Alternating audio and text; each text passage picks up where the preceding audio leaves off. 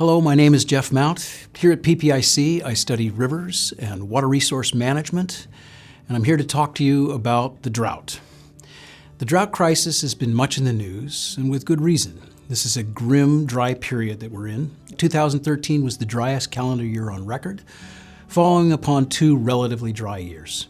This year will come close to being the driest, even with these much-needed late winter rains that we've been getting.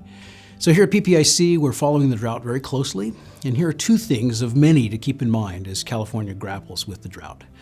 First, President Obama, Congress, Governor Brown, and the legislature cannot make it rain. It is a simple fact that there's just not enough water to go around, and no amount of legislation or administrative action will change that. We're just going to have to get through this drought by using dramatically less water than we're used to. Although our elected officials can't make it rain, they can make it rain money. Money can soften the blow to farmers who must fallow their fields. It can help businesses and communities hit hard by the downturn in the farm economy. And it can help communities scrambling to find alternative sources of drinking water. This money can also be very useful in preparing for the next drought. So in a drought, money, while not a substitute for water, it really helps. And the recent legislation signed by Governor Brown will make a real difference in this regard. Second, we can adapt to this drought without causing economic havoc. When you look closely at how we use water in the urban sector, it's immediately apparent that modest changes can translate into significant water savings. Look at where our water goes in our cities and our suburbs. About half of urban water use goes toward landscaping. Cutbacks on landscaping irrigation, most notably lawns, are unlikely to rattle the economy of urban California. And as past experience has shown, new technologies such as low-flow toilets and subtle changes in behavior translate to big water savings in the urban environment. But keep in mind that during a drought, it is the agricultural sector that is most affected. The two largest providers of agricultural water, the federally managed Central Valley Project and the state-managed State Water Project, have announced dramatic reductions in the amount of water that they deliver to farms. Most agricultural water districts are sharply reducing water deliveries.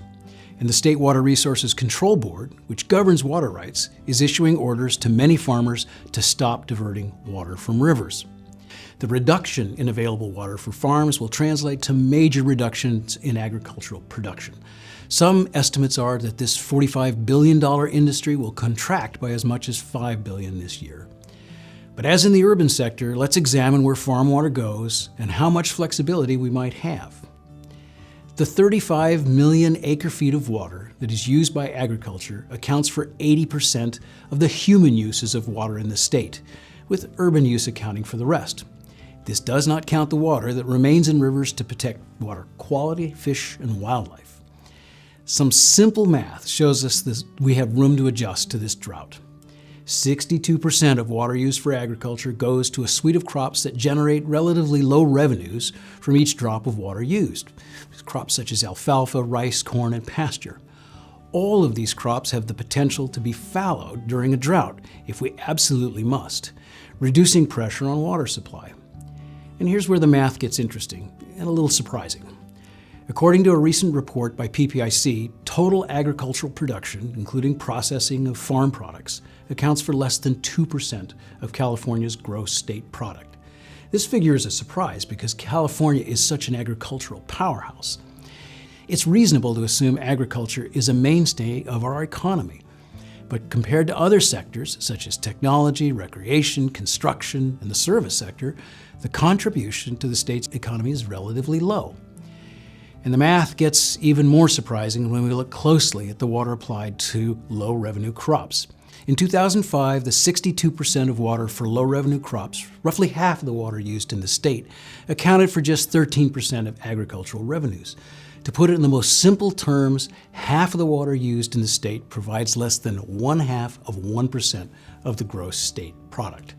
These surprising, even counterintuitive statistics should give us reason to be optimistic about how we manage this drought and droughts in the future. We've room to adjust to droughts in both the urban and agricultural sectors without causing major harm to our economy. And this is where the rain of money can be most useful in mitigating the lack of rain. First, by helping soften the blow to those most affected by drought, and second, by helping us prepare better for the next one.